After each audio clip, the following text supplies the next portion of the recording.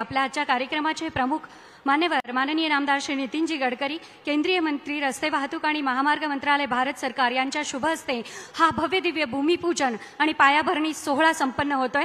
मी त्यांना विनंती करते की त्यांनी आभासी पद्धतीने या सोहळ्याचं उद्घाटन करायचे। अर्थातच आपल्या सगळ्यांच्या समोर आभासी पद्धतीने श्री संत ज्ञानेश्वर महाराज पालखी महामार्ग 965 अंतर्गत दिवे घाट ते हडपसर या पॅकेज 6 चे चौथपदरीकरण, 48 वरील मुळामुठा नदीवरील पुलाचं बांधकाम, सिंहगड रस्त्यापासून वारजे पर्यंत सेवा रस्त्याचं दोन्ही बाजूनी बांधकाम असा भव्य प्रकल्प 819 कोटी आणि 80 कोटी अशा या भव्य प्रकल्पाचं उद्घाटन माननीय नामदार नितीनजी गडकरी आणि सर्व मान्यवरांच्या शुभ हस्ते आभासी पद्धतीने संपन्न होत आहे। यानंतर आपण पाहत आहोत यासाठीच खास असलेली ध्वनिचित्रफीत डॉक्युमेंटरी।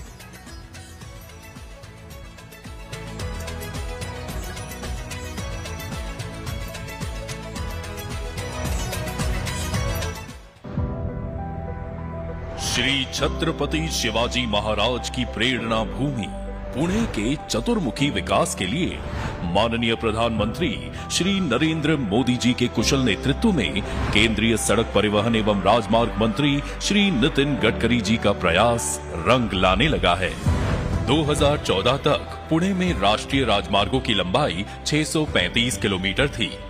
2014 के बाद 577 किलोमीटर लंबाई और जोड़ने की घोषणा हुई और आज पुणे में राष्ट्रीय राजमार्गों का जाल 1212 किलोमीटर लंबाई में फैल चुका है।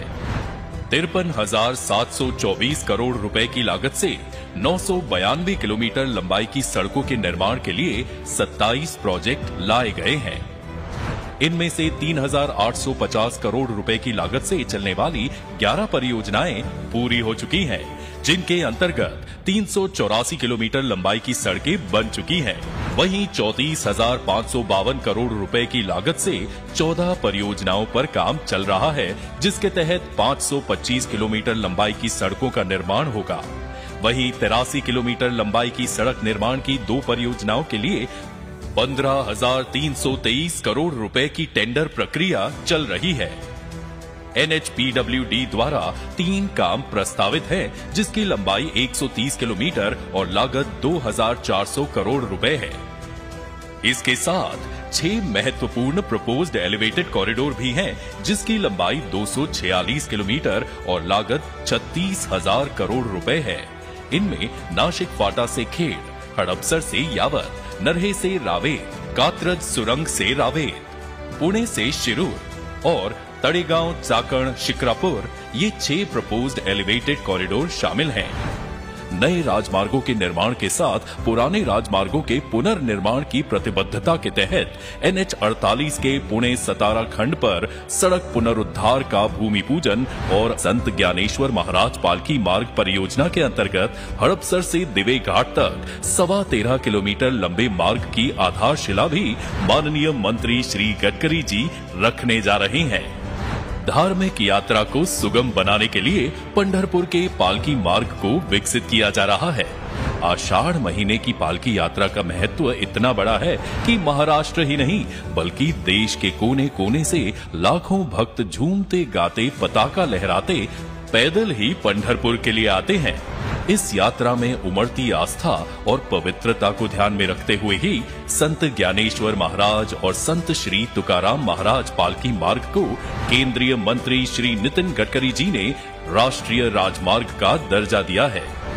819 करोड़ रुपए की लागत से तैयार हो रहे इस प्रोजेक्ट के अंतर्गत जहां 4 लेन की 16 किलोमीटर लंबी सर्विस रोड बनने जा रही है, वहीं 850 मीटर और 60 मीटर लंबे 2 फ्लाईओवर तथा 465 मीटर लंबा एक रेलवे ओवरब्रिज भी बन रहा है। यहाँ दोनों तरफ पालकी यात्रियों के लिए रास्ता दिया गया है, जिससे लोगों की यात्रा सुरक्षित भी होगी और जाम से भी छुटकारा मिलेगा। इससे श्रद्धालुओं की यात्रा आरामदायक ही नहीं होगी बल्कि तीर्थ स्थल के साथ साथ पंढरपुर एक पर्यटक स्थल के रूप में भी विकसित हो जाएगा। दूसरी तरफ NH48 का पुणे सतारा खंड मुंबई से बैंगलोर तक एक महत्वपूर्ण कनेक्टिविटी के रूप में कार्य करता है। मॉर्थ इस खंड पर पुणे शहर में ब्लैक स्पॉट की पहचान कर उनमें सुधार के लिए कार्य होने जा रहा है। भूमकर पुल को नवले पुल से 10.5 मीटर की सर्विस रोड कनेक्टिविटी तैयार कर रहा है। वहीं सिंहगढ़ रोड से वारजे तक सर्विस रोड की मिसिंग कनेक्टिविटी को पूरा करने के लिए नहर और अन्य जल मार्गों पर 10 छोटे पुल, मुठा नदी पर 2 4 लेन वाले बड़े पुल, RHS पर मुला नदी पर एक प्रमुख पुल और चांदनी चौक और वाकड़ में 2 FOB तैयार किए जा रहे हैं। साथ ही बाधवन में पुल के दोनों तरफ कंक्रीट क्रैश बैरियर लगाया जा रहा है। इन प्रयासों से सर्विस रोड और पैदल पथ कनेक्टिविटी बढ़ेगी, जिसके कारण दुर्घटनाओं पर अंकुश लगेगा। साथ ही मुठा और मुला नदी पर बने पुल से यात्रियों को वारजे, वाकड़ और वडगांव क्षेत्र में ट्रैफिक जाम से राहत मिलेगी। पुणे से पंढरपुर तक विश्व स्तरीय आधारभूत संरचना तैयार की जा रही है। वो बेहतरीन राजमार्गों और सड़कों के रूप में परिलक्षित हो रही है। श्री गडकरी जी के प्रयासों से पवित्र तीर्थ स्थलों को विकास के सूत्र से जोड़ने का प्रयास अब फलीभूत होता दिख रहा है। केंद्रातील मंत्रिमंडळातील माझे सहकारी आदरणीय मुरलीधरजी मोहोळ, माझे जुने सहकारी, महाराष्ट्र विधानमंडळात अनेक वर्ष ज्यांच्याबरोबर काम करण्याची मला संधी मिळाली असे आदरणीय दिलीप वळसे पाटील, माझे सहकारी आदरणीय चंद्रकांत दादा पाटील, खासदार सुप्रिया सुळे, खासदार मेधाताई कुलकर्णी, उपस्थित सर्व सन्माननीय आमदार आणि विशेष रूपाने या कार्यक्रमाला आशीर्वाद देण्याकरता उपस्थित असलेले सर्व आदरणीय, सन्माननीय, श्रद्धेय संत मंडळी, उपस्थित अधिकारीगण आणि माझ्या बांधवांनो आणि बहिणींनो, खरं म्हणजे आजचा दिवस एका अर्थाने फार महत्त्वाचा असा दिवस आहे, कारण आज संत ज्ञानेश्वर महाराज जन्मोत्सव जो झाला होता त्याला 750 वर्ष पूर्ण होत आहेत। आणि या पवित्र दिवशी संत ज्ञानेश्वर महाराज पालखी मार्गाच्या शेवटच्या पॅकेजचं आज भूमिपूजन होत आहे, कार्याला शुभारंभ होत आहे। ही अतिशय आनंदाची गोष्ट आहे। मी नेहमी म्हणतो की माझ्या आयुष्यामध्ये संत ज्ञानेश्वर आणि संत तुकाराम महाराज यांच्या दोन्ही पवित्र स्थानापासून पंढरपूरच्या विठोबाचं दर्शन घेईपर्यंत हा जो मार्ग आहे, हा मार्ग करण्याची संधी, भक्ती मार्ग आहे हा। आपले अनेक वारकरी या मार्गावरून पायी जातात। अशा या पवित्र मार्गाचं एक प्रकारे त्याला करण्याची संधी मला माझ्या मंत्रिमंडळाच्या कार्यकाळात मिळाली। हे ज्ञानेश्वर महाराजांच्या आणि तुकाराम महाराजांच्या आशीर्वादाने आणि विठ्ठलाच्या आशीर्वादाने खऱ्या अर्थाने मला प्राप्त झालेलं फार मोठं पुण्याचं काम आहे। याबद्दल सर्वप्रथम मी विठ्ठलाच्या चरणी, तुकाराम महाराजांच्या चरणी आणि ज्ञानेश्वर महाराजांच्या प्रती नतमस्तक होतो। मला अतिशय आनंद आहे की महाराष्ट्र ही आपली संतांची भूमी आहे। आपला इतिहास, आपली संस्कृती आणि आपली विरासत या तिन्ही दृष्टीने महाराष्ट्राचं एक वेगळेपण आहे। तुकडोजी महाराज असतील, गजानन महाराज असतील, गाडगे महाराज असतील, ज्ञानेश्वर महाराज असतील, तुकाराम महाराज असतील, या सगळ्यांच्या ग्रंथ संप्रदायांनी, ओव्यांनी, अभंगांनी आपल्या सगळ्यांचं जीवन समृद्ध आणि संपन्न केलं। मी ज्यावेळी शाळेमध्ये शिकत होतो त्यावेळी आमच्या शिक्षकांनी आम्हाला पसायदान शिकवलं आणि आज ते पसायदान मला आजही मुखोद्गत आहे। पसायदानाचा जो अर्थ आहे, दुरितांचे तिमिर जावो, म्हणजे या पसायदानामधला एक एक शब्द एवढा मोठा आहे की लता मंगेशकरांनी आपल्या आवाजात हे पसायदान गायलेलं आहे आणि हे महाराष्ट्राच्या सारस्वताचं एक खूप मोठं वैभव आहे। तुकाराम महाराजांनी आम्हाला जी अभंग दिलीत त्यात त्यांनी जीवनाचा संदेश दिलेला आहे। जे का रंजले गांजले त्यासी म्हणे जो आपुले, तोची साधू ओळखावा देव तेथेची जाणावा, हे मार्गदर्शन त्यांनी आपल्या आयुष्यात देऊन जीवनाचा मार्ग दाखवलेला आहे. मी गेल्या अनेक वर्षापासून राजकारण जवळपास करतही नाही. मी केवळ समाजाच्या सेवेचं समाजकार्य करत असतो आणि राजकारणामध्ये मी माझ्या कन्व्हिक्शनशी कॉम्प्रोमाइज करत नाही. मी आता लोकसभेमध्ये उभं होतो. मला अनेक वेळा अनेक जातीचे शिष्टमंडळ आली होती, पण मी पब्लिकली सांगितलं की मी सगळ्या जात पंथ धर्म भाषेने माणूस मोठा होत नाही, माणूस त्याच्या गुणांनी मोठा होतो. आणि आमच्या संतांनी आम्हाला शिकवलं आहे की या समाजातली जातीयता, अस्पृश्यता, उच्च नीचतेचा भाव समूळ नष्ट झाला पाहिजे आणि सामाजिक समता आणि आर्थिक समता प्रस्थापित झाली पाहिजे. त्यामुळे मी कोणाच्या दबावाखाली येत नाही. महाराज, मी जनतेला सांगितलं, जो करेगा जात की बात उसको कसके मारूंगा लात. कल्याण सगळ्यांचं झालं पाहिजे, पण निवडणुकीच्या काळामध्ये जातीचं नाव काढायचं आणि निवडून आल्यानंतर आपल्या बायकोला, आपल्या मुलीला, आपल्या चमच्याला, आपल्या ड्रायव्हरला तिकीट द्यायचं, हे काम नाही करायचं. मी या स्टेजवर बसलेल्या कोणाहीबद्दल मी हे बोलत नाही बरं. आणि म्हणून आपल्या समाजातली जातीयता, अस्पृश्यता, उच्चनीतीचा भाव आपल्याला नष्ट करायचा आहे. आणि हेच मानवतेचा धर्म संत ज्ञानेश्वरांनी आणि तुकाराम महाराजांनी आपल्याला शिकवलेला आहे. माझी इच्छा आहे, मी एका दिल्लीच्या कंपनीशी बोललो. आता मी नुकतंच गजानन महाराजांचं डिजिटल चरित्र तयार केलं आणि आता तुकाराम महाराजांची गाथा, ज्ञानेश्वरी आणि तुकडोजी महाराजांची ग्रामगीता 3 पुस्तकं तयार करणार आहे. त्या पुस्तकाचं वैशिष्ट्य असं आहे की तो पेन आहे, तो जर त्या ठिकाणी त्या फोटोवर ठेवला तर आपोआप पसायदान सुरू होईल. मग पसायदानाचा मराठी अर्थ पाहिजे असेल तर मराठी अर्थ लगेच सुरू होईल. इंग्लिश असेल तर इंग्लिश, हिंदी असेल तर हिंदी. हे डिजिटल क्षेत्रातलं क्रांती आहे.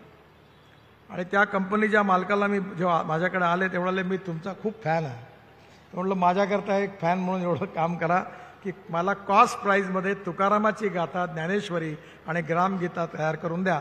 आणि त्यांनी आता या कामाला सुरुवात केली आहे आणि मला विश्वास आहे की त्या निमित्ताने आपल्या नवीन पिढीला नक्कीच आपण यातून प्रभावित करू शकू. हे जो 2 पालखी मार्ग आहेत हे 12,000 कोटी रुपयाचे आहेत. यामध्ये तुकाराम महाराज पालखी मार्ग आणि संत ज्ञानेश्वर महाराज पालखी मार्ग असे 2 याचे पॅकेजेस आहेत. संत तुकाराम महाराज पालखी मार्ग पाटस ते बारामती पुणे जिल्ह्यात 41 किलोमीटर लांबी आहे. हा 1500 कोटी रुपयाचा आहे. हा 99% पूर्ण झालेला आहे. बारामती ते इंदापूर पुणे जिल्ह्यात 42 किलोमीटर आहे. हाही 1500 कोटी रुपयाचा आहे. 78% पूर्ण झालेला आहे. इंदापूर ते तोंडले बोंडले हा पुणे सोलापूरमधला मार्ग आहे. हा 1601 कोटी रुपयाचा आहे. हा 94% पूर्ण झालेला आहे. आत्ताच मी देवेंद्रजींना विनंती केली की महाराष्ट्राच्या निवडणुकीची आचारसंहिता लागण्याच्या आधी हा जो संत तुकाराम महाराज पालखी मार्ग आहे याचं उद्घाटन आदरणीय प्रधानमंत्री यांच्या हस्ते आपण हा कार्यक्रम ठरवूया आणि हा मार्ग पूर्ण करू. दुसरा मार्ग जो आहे तो संत ज्ञानेश्वर महाराजांचा पालखी मार्ग जो आहे हा मोहोळ ते वाखरी सोलापूर जिल्ह्यात 45 किलोमीटर 1600 कोटी रुपये 99% पूर्ण झालेला आहे. त्यानंतर वाखरी ते खुडूस हा सोलापूर जिल्ह्यात 33 किलोमीटर लांबीची याच्यातला पुणे जिल्ह्यात आहे. 1000 कोटी रुपयाचा हाही 99% पूर्ण झालेला आहे. खुडूस ते धर्मपुरी सोलापूर हा 1154 कोटी रुपयाचा आहे. हा 99.5% पूर्ण झालेला आहे. आणि धर्मपुरी ते लोणंद सातारा हा 1500 कोटी रुपयाचा 90% पूर्ण झालेला आहे. लोणंद ते दिवेघाट हा 78% पूर्ण झालेला आहे. आणि दिवेघाट ते हडपसर आज याचं भूमिपूजन झालेलं आहे. याला उशीर लागला. मी मधल्या काळामध्ये पुरंदरला दादा जाधवरावांच्या सत्काराकरता गेलो होतो. तेव्हा आमच्या अधिकाऱ्यांना म्हटलं किती घाणेरडा रस्ता हवा म्हटलं, तुम्हाला दिसला नाही का अजूनपर्यंत. त्या रस्त्यावर एवढा ट्रॅफिक, एन्क्रोचमेंट, चिखल होता. त्यावेळेस मी सांगितलं की ताबडतोब याचं टेंडर काढा आणि आज त्याचं भूमिपूजन होत आहे. याचा विशेष रूपाने मला आनंद आहे. म्हणजे आजच्या रूपाने आता पालखी मार्गाच्या सगळ्या कामाचं भूमिपूजन झालं आणि मला वाटतं हाही लवकरात लवकर झाला तर संत ज्ञानेश्वर महाराज पालखी मार्गाचं देखील आपण उद्घाटन डिसेंबरच्या आत करण्याचा प्रयत्न करू। या पालखी मार्गाच्या निमित्ताने ज्ञानेश्वरांनी फार सुंदर असं वृक्षवल्ली जे गाणं हृदयनाथ मंगेशकरांनी संगीतबद्ध केलं आहे, लता दिदीने ऐकलं, त्यात एकंदर वृक्षवल्ली किती आहे त्याचं वर्णन केलेलं आहे। आणि म्हणून या मार्गावर काम करत असताना विशेष रूपाने ठिकठिकाणी विठोबाजी असतील, ज्ञानेश्वर महाराज असतील, तुकाराम महाराज असतील यांच्या प्रतिकृती लावण्याच्या व्यवस्था केलेल्या आहे। त्या ठिकाणी लाईटची व्यवस्था झालेली आहे। जवळपास 800 झाडं जी 100 वर्ष जुनी होती ती ट्रान्सप्लांट केलेली आहे। आणि एवढंच नाही तर त्यापैकी जवळपास 90% झाडं जगली आहेत। झाडं कापायला नको, ती जगवायला पाहिजे, ट्रान्सप्लांट करायला पाहिजे याचा विशेष रूपाने माझा आग्रह होता। त्यामुळे या दोन्ही पालखी मार्गावर पिंपळ, वड, नंतर बरीचशी झाडाची 42,000 झाडं या रस्त्याच्या बाजूला लावलेली आहे। माझी आदरणीय चंद्रकांत दादा, मुरलीधर मोहोळ, अजितदादांना, वळसे पाटलांना विनंती आहे की पुण्यातल्या NGOच्या मदतीने 3 मीटरच्या वरती उत्तम अशी सगळी झाडं या पालखी मार्गावर लावता आली आणि वारकरी संप्रदायाची जर मदत घेतली तर हा पालखी मार्ग हा ग्रीन हायवे, ग्रीन रोड व्हावा याकरता आपण सगळ्यांनी सहकार्य करावं अशी माझी त्यांना विनंती आहे। तसंच ज्या जागा रिकामी आहे, ज्या ठिकाणी थांबा आहे पालखीचा, त्या जागा ॲक्विशन करून त्या ठिकाणी petrol pump, road side amenities, ethanol, CNG, electric charging याच्या सगळ्या व्यवस्था, रेस्टॉरंट आणि त्याचबरोबर तिथे मोठा व्यवस्था ज्यातून लग्न इतर वेळी लावता येतील, पार्किंग राहील, अशा प्रकारचा मोठा प्रोजेक्ट 1000 कोटीचा महाराष्ट्र सरकारने तयार केला होता देवेंद्रजी मुख्यमंत्री असताना। आणि आत्ताच मी त्यांना विनंती केली की PWD कॉर्पोरेशन जी आहे महाराष्ट्रातली, आपल्या मेट्रोचे जे प्रमुख होते दीक्षित साहेब, त्यांना तुम्ही हे काम द्या।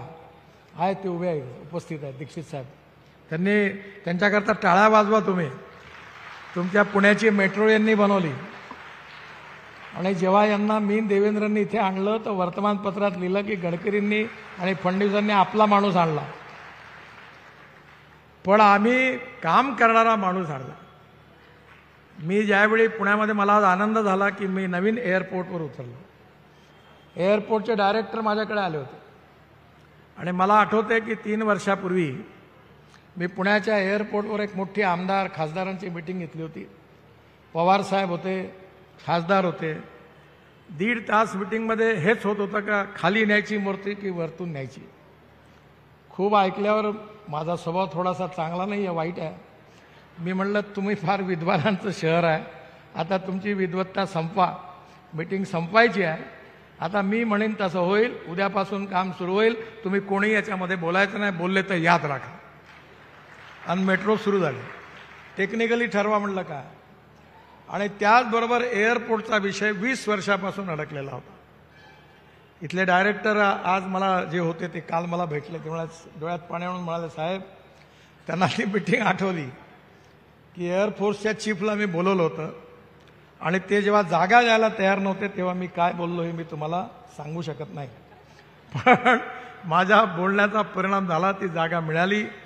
आज एअरपोर्ट अतिशय उत्तम तयार झाला आणि मेट्रो आणि एअरपोर्ट हे दोन्ही कामं चांगली सुरू झाली, याच्याबद्दल मला मनापासून अतिशय आनंद आहे आणि मी आपल्या सगळ्यांचं अभिनंदन करतो। मुरलीधर मोहोळांना मी धन्यवाद देतो की आज या एअरपोर्टचं नाव संत तुकाराम महाराजांचं देण्याचा आपण सगळ्यांनी जो प्रस्ताव दिलेला आहे, हा दिल्लीमध्ये प्रधानमंत्र्यांशी बोलून आम्ही मंजूर केल्याशिवाय राहणार नाही, हा विश्वास आहे। महाराष्ट्राची ही दैवत आहेत, महाराष्ट्र प्रगल्भ आहे। महाराष्ट्रातलं साहित्य, कविता, संस्कृती, इतिहास आणि विरासत, मराठी माणूस, मराठी संगीत, मराठी नाटक आणि मराठी प्रत्येक गोष्ट जी आहे त्याचं महत्त्व महाराष्ट्रात राहून कळत नाही। जेव्हा महाराष्ट्राच्या बाहेर आपण जातो तेव्हा आपल्याला या सगळ्या गोष्टीचं महत्त्व कळतं. छत्रपती शिवाजी महाराज आमचं दैवत आहे, पण राजा किती श्रेष्ठ असावा, शिवशाही म्हणजे काय आहे, खऱ्या अर्थाने संपूर्ण देशामध्ये छत्रपती शिवाजी महाराजांची शिवशाही हे आमचा आदर्श आहे, आमचं दैवत आहे. आणि म्हणून ती पार्श्वभूमी या महाराष्ट्राला लाभलेली आहे. ती वीर, क्रांतिकारक, देशभक्त, स्वातंत्र्य संग्राम सैनिक, समाजसुधारक बाबासाहेब आंबेडकर, महात्मा ज्योतिबा फुले, छत्रपती शिवाजी महाराज, राजर्षी शाहू महाराज आणि एकीकडे ह्या सगळ्या संतांचं कार्य अलौकिक आहे. आणि त्याचा वारसा घेऊन हा महाराष्ट्र सुखी व्हावा, समृद्ध व्हावा, संपन्न व्हावा या प्रयत्नाकरता आपल्या सगळ्यांच्या आशीर्वादाने आमच्यासारख्या लहान माणसांना कुठे ना कुठे छोटं बहुत काम करण्याची संधी मिळते. हे खरं म्हणजे तुकाराम महाराज आणि ज्ञानेश्वर महाराजांच्या आमच्या मागे असलेला आशीर्वाद आणि विठ्ठलाचा आशीर्वाद हेच त्याचं खरं कारण आहे. मला अतिशय आनंद आहे. मला खूप रस्ते, पूल अनेक बांधण्याची संधी मिळाली. मी आता मानस सरोवरचाही रस्ता बांधतो आहे. 7 वर्ल्ड रेकॉर्ड झाले. मला 9 डॉक्टरेट मिळालेल्या आहे. पण मी नेहमी म्हणतो की माझ्या आयुष्यात आनंदाचा क्षण कोणता असेल तर माझे आई आणि वडील वारकरी नव्हते, पण तुकाराम महाराज आणि ज्ञानेश्वर महाराजांचे निस्सीम भक्त होते. आणि मी जेव्हा पहिल्यांदा पुण्यात आलो तेव्हा स्वारगेट जवळ महर्षी नगरमध्ये माझी बहीण राहायची.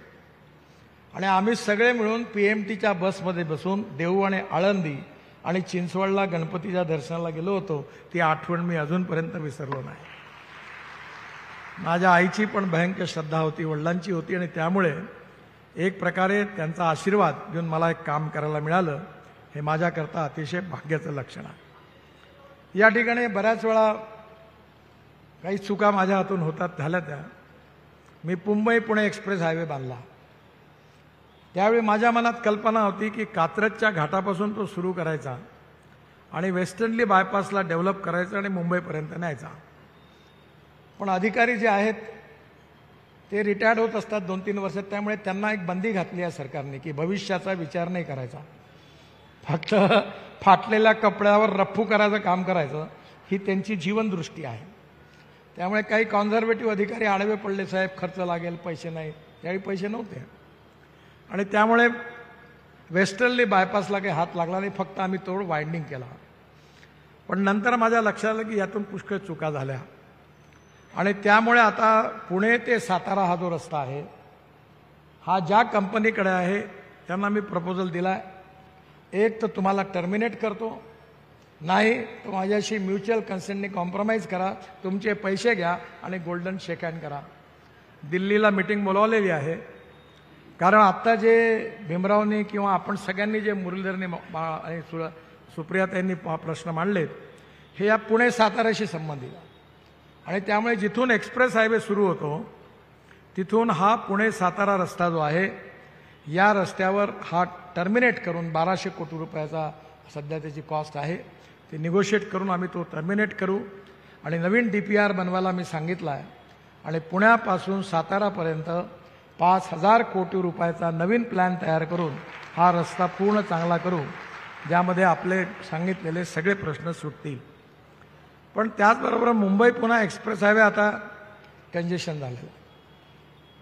अटल सेतूवरून आपण JNPT पर्यंत येतो, पनवेल ते JNPT रस्त्यावर येतो. तो मोठा रस्ता चांगला झाला आहे, तो करण्याची संधी मला मिळाली. आता आम्ही मुंबई ते बंगलोर या द्रुतगती महामार्गाचं काम हातात घेतलेलं आहे. मुंबई ते बंगलोर हे 800 किलोमीटर आहे आणि त्यामध्ये अटल सेतूपासून एक नवीन रस्ता आम्ही बांधणार आहे आणि त्याचंही टेंडर आता बहुतेक निघालेलं आहे. 1 महिन्यात या रस्त्याचं काम सुरू होणार आहे आणि तिथून हा रस्ता चौकपर्यंत आहे आणि पलीकडलं जे पॅकेज आहे तिथून डायरेक्ट पुण्याच्या रिंग रोडला येऊन हा रस्ता मिळेल. आणि त्या रिंग रोडवर आल्यामुळे पुण्यापासून अहमदनगर, सोलापूर, कोल्हापूर कुठेही जायचं असेल तर रिंग रोडून आपल्याला जाता येईल आणि तिथून डायरेक्ट बंगलोरला जाईल. आणि मुंबई ते बंगलोर हे 6 तासात होईल आणि पुणे ते बंगलोर हे 4.5 तासात होईल. आणि त्यामुळे या नवीन रस्त्यामुळे एक्झिस्टिंग रोडवरचाही ट्रॅफिक कमी होईल, पुण्याचं कंजेशन निश्चितपणे त्यातून कमी होईल. मुळात आज ज्या कामामध्ये जे पूल आहे त्याचा उल्लेख ऑलरेडी झालेला आहे. मला विश्वास आहे की याच्या बरोबरच पुण्यामध्ये अनेक कामं सुरू आहेत. मी काही त्याच्यावर आता वेळ घालवत नाही.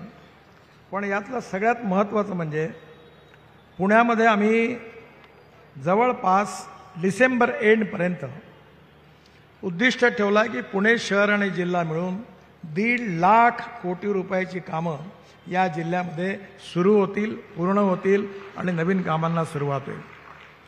यातला नाशिक फाटा ते खेड हा 7,500 कोटी रुपयाचा प्रोजेक्ट आहे. याच्यावर खाली रोड, मग फ्लायओव्हर, वरती फ्लायओव्हर, त्याच्यावरती मेट्रो आणि याचं काम मंजूर झालं. निविदा बोलवल्या आहे. आता मुरलीधरजी तुम्ही दादा मिळून पुढच्या वेळी या फाट्यावर, नाशिक फाटा रोडवर पुढच्या 15 दिवसात 20 दिवसात केव्हाही त्या ठिकाणी भूमिपूजनाचा कार्यक्रम घ्या. आपण नक्की हा कार्यक्रम या ठिकाणी करूया. नंतर पुणे सोलापूरमध्ये हडपसर ते यावत हे 33 किलोमीटर 5,500 कोटीचा एलिव्हेटेड रोड आहे. त्याचा DPR संपत आलेला आहे. लवकरच हे काम सुरू करू. पुणे ते सातारा हा एलिव्हेटेड, मगाशी मी सांगितलं की 5,000 कोटी रुपयाचा रोड आपण बांधलो, त्यालाही मंजुरी दिलेली आहे. त्याचाही DPR होत आलेला आहे.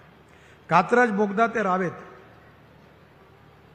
हा जो कॉरिडॉर आहे हा 5,000 कोटी रुपयाचा आहे. हाही पण आपण करणार आहोत. त्याचेही DPR सुरू आहे. MSIDCला आपल्या ह्या ज्या दीक्षित साहेबांना पुणे ते शिरूर आणि म्हणजे मला वाटतं हा रस्ता म्हणजे तळेगाव चाकण शिक्रापूर नाही, हा पुणे ते शिरूर जो आहे हा पुणे औरंगाबाद रस्त्यावर आहे. आणि याही रस्त्याचा एलिव्हेटेड रोडचा DPR हा पूर्ण झालेला आहे. MSIDCला तो हस्तांतरित केलेला आहे. आणि त्याचबरोबर पुणे ते औरंगाबाद संभाजीनगर हाही एक्सप्रेस हायवेची अलाइनमेंट पक्की झालेली आहे. आणि एक्झिस्टिंग रोडचा उपयोग करून हा बांधण्याची योजना आहे. मी ऑलरेडी प्रपोजल दिलेला आहे. तो दीक्षित साहब, मैं कहूँगा वैसा होगा तो तुमको काम दूंगा, नहीं तो काम तुम्हारा कॅन्सल कर दूंगा. कारण या रस्त्यामधून पुणे ते औरंगाबाद 2 तासात जाता आलं पाहिजे असा हा रस्ता आहे. त्याची अलाइनमेंट पक्की झालेली आहे. त्याचबरोबर महाराष्ट्र सरकारने आमच्याकडनं 2 रस्ते घेतले आहेत. आताच मला ताईंनी पण सांगितलं NH4 या रस्त्यावर खूप ॲक्सिडेंट होतात. आणि मी ज्यावेळी पाटणकर साहेब मंत्री होते तेव्हा मॅनेजिंग डायरेक्टर होते आपले करंदीकर साहेब. ते माझ्याकडे आले त्यावेळी महाराष्ट्रात काँग्रेस NCPचं सरकार आलं होतं. त्यावेळी त्यांनी मला विचारलं की हा लॉस मेकिंग रोड आहे, मुंबई पुणे कर्ज वाढला आहे, याचा मार्ग कसा काढायचा म्हणून पवार साहेबांनी मला तुमच्याकडे पाठवलं.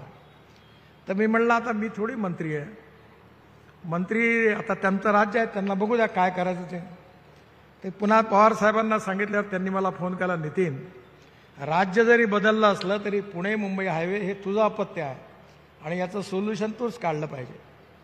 आणि त्यानंतर मग मी जुना हायवे जो आहे जो पुणे मुंबई होता तो MSRDCला हँडओव्हर केला.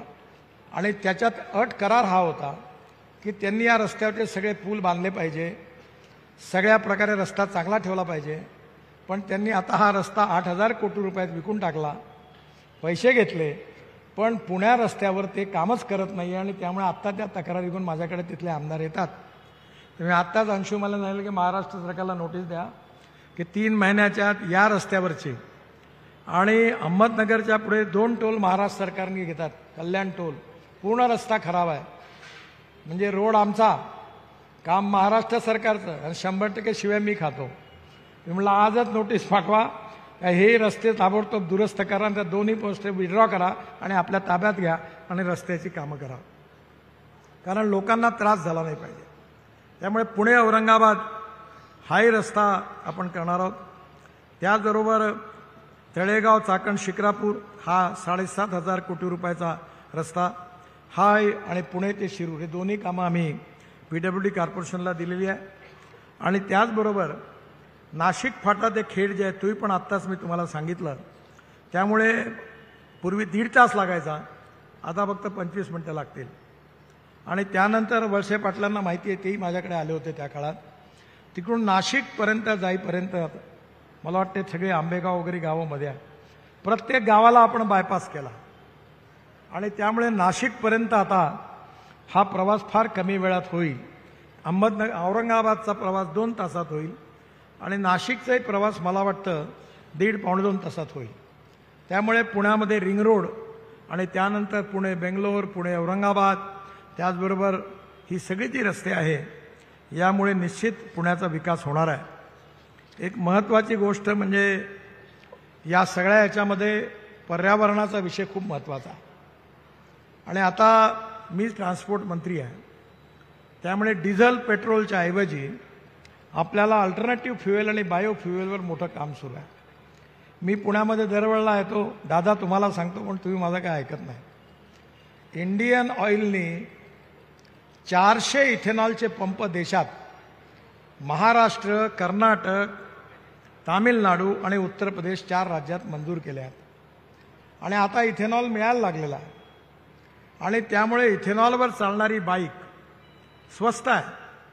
आपण जर पेट्रोलवर बाईक चालवली तर पर किलोमीटर पेट्रोलचा खर्च ₹2.25 आहे आणि आपण बायोमासपासून CNG तयार केलं तर पर किलोमीटर खर्च ₹1 आहे आणि इथेनॉलवर टाकलं तर हा खर्च जवळपास 90 पैसे आहे.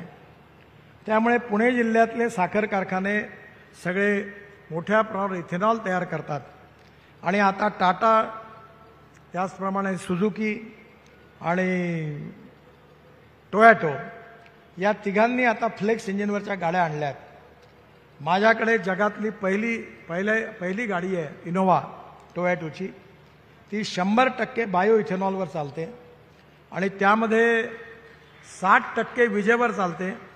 गाडी चालवताना 20 तयार होते आणि 40% इथेनॉलवर चालते. माझी खूप इच्छा आहे की वेस्टर्न महाराष्ट्रामध्ये पुणे जिल्ह्यामध्ये यानंतर फक्त इथेनॉल पेट्रोलच्या ऐवजी इथेनॉलवर चालणाऱ्या स्कूटर, ऑटो रिक्षा आणि गाड्या आल्या पाहिजे.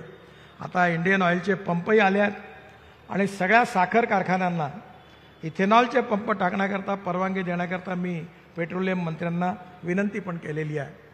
आणि त्यामुळे इथला शेतकरी समृद्ध होईल, संपन्न होईल, पेट्रोल डिझेलचा इम्पोर्ट समाप्त होईल आणि या जिल्ह्यातलं प्रदूषण देखील समाप्त होईल. Import substitute, cost effective, pollution free आणि इंडिजिनियस. आणि इलेक्ट्रिकच्या बसेसमध्ये काही प्रॉब्लेमच नाही. मुरलीधरजी, आता मी एक नवीन प्रोजेक्ट सुरू करतो आहे. ते टाटा कंपनी जे आहेत त्यांचं मी जॉईंट व्हेंचर झेकोस्लावियाला गेलो होतो, स्कोडा कंपनीवर करून दिलं. 18 आणि 24 मीटरची बस आहे आणि ती बस जेव्हा बस स्टॉपवर उभी राहील तेव्हा अर्ध्या मिनिटात 40 किलोमीटर चार्जिंग करेल. त्यात एक्झिक्युटिव्ह क्लास आहे. बसच्या याच्यामध्ये प्रत्येक खुर्चीवर लॅपटॉप आहे आणि तिथे जसं एअर होस्टेस असते तशी बस होस्टेस राहणार आहे. समोरून एंट्री आहे आणि चहा पाणी नाश्त्याचं मिळेलच, पण बसचं तिकीट डिझेल बसपेक्षा 30% कमी राहील. आता पहिला प्रोजेक्ट नागपूरला सुरू होत आहे, तो झाला की पुण्याच्या रिंग रोडवर तुम्ही सुरू करा आणि मग आमचे हायवे आता आम्ही इलेक्ट्रिक हायवेमध्ये कन्वर्ट करणार आहे. दिल्ली ते जयपूर, दिल्ली ते डेहराडून, दिल्ली ते अमृतसर. आणि येणाऱ्या काळात जर 120 रुपयाचं पेट्रोल लागत असेल, 110 रुपयाचं डिझेल लागत असेल तर वीज फक्त 8 रुपयाची आहे. त्यामुळे येणाऱ्या काळामध्ये पुण्याला प्रदूषणापासून मुक्त करण्याकरता अल्टरनेटिव्ह फ्युएल आणि बायो फ्युएलवरचं ट्रान्सपोर्ट आलं तर तिकिटाचे दरही कमी होतील आणि पुण्याला प्रदूषणापासून पण मुक्ती मिळेल आणि लोकांनाही पण तिकीट रेट स्वस्त होईल.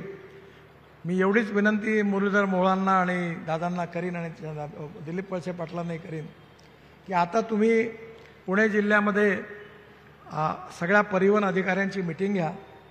तुमच्याचकडे मॅन्युफॅक्चरर आहेत सगळे, फ्लेक्स इंजिन स्कूटरवाले, TVS वाल्यांना मी पाठवतो, हिरो होंडावाल्याला पाठवतो, बजाजवाले इथेच आहे आणि त्यांचे ऑटो रिक्षा इथेनॉलवर चालणारे आणि हे पंप पुण्यातले आणि ज्यांनी पॉलिसी आणली ते वैद्यसाहेब इंडियन ऑइलचे तेही पुण्याचेच अध्यक्ष होते. त्यामुळे तुम्ही आता या ठिकाणी इथेनॉलची सुरुवात करा. 15 दिवसानंतर कधी नाशिक फाट्याच्या फ्लायओव्हर करता मी तेव्हाच येईन जर तुम्ही पुण्यामध्ये इथेनॉलवर चालणारे ऑटो रिक्षा गाड्या सुरू केल्या तर नक्की येईल. कारण हा माझा जीवनातलं मिशन आहे की पेट्रोल डिझेलला बंद करून शेतकऱ्याला इंधनदाता, ऊर्जादाता, बिटुमिन दाता, हवाई इंधन दाता बनवायचा आहे. आणि आता तर आम्ही इथेनॉलपासून बायो ॲव्हिएशन फ्युएलही तयार केला. पुन्हा म्हणाल की तुम्ही नागपूरला गोष्टी सगळ्या करता, मग तुम्ही करा, तुम्हाला जास्त अनुकूलता आहे. नागपूरचं एअरपोर्ट सुरू होण्याच्या आधी मी नागपूरची विमानं ही शेतकऱ्यांनी तयार केलेल्या बायो ॲव्हिएशन फ्युएल घेऊन उडतील असा संकल्प केलेला. त्यामुळे पुण्याचा देखील एअरपोर्टवर इथेनॉलपासून जर तुम्ही हवाई इंधन तयार केलं तर त्याची सुरुवात देखील आपण पुण्यापासून करावी अशी विनंती आहे. पुणे तिथे काय उणे असं म्हणतात, पण ते केल्याशिवाय नाही होत. सामर्थ्य आहे चळवळीचे जो जो करील त्याचे. त्यामुळे येणाऱ्या काळामध्ये इथले आमदार, खासदार, मंत्री महोदय आणि माझा अजितदादांनाही पण निरोप सांगा की एवढी 2 कामं जी आहेत ही कुठल्याही परिस्थितीत आपण जर केली तर पुणे जिल्ह्याचा, पश्चिम महाराष्ट्राच्या विकासाचा दर हा 2 पटीने वाढल्याशिवाय राहणार नाही. शेतकरी समृद्ध संपन्न झाल्याशिवाय राहणार नाही. या संतांच्या भूमीमध्ये, छत्रपती शिवाजी महाराजांच्या भूमीमधला शेतकरी हा समृद्ध होईल, संपन्न होईल आणि केवळ स्मार्ट शहरं नाही तर स्मार्ट विलेजेस बनतील आणि खऱ्या अर्थाने एक शिवशाही किंवा रामराज्याचं जे स्वप्न होतं ते पूर्ण होईल. मी पुन्हा एकदा आपल्या सगळ्यांना शुभेच्छा देतो आणि यावर्षीच्या डिसेंबरपर्यंत पुणे शहर आणि जिल्ह्यात कमीत कमी 1.5 लाख कोटी रुपयाची कामं सुरू करण्याचा मी प्रयत्न करीन असा विश्वास देतो आणि पुन्हा एकदा आपल्या सगळ्यांना शुभेच्छा देऊन माझं भाषण संपवतो. धन्यवाद. नमस्कार.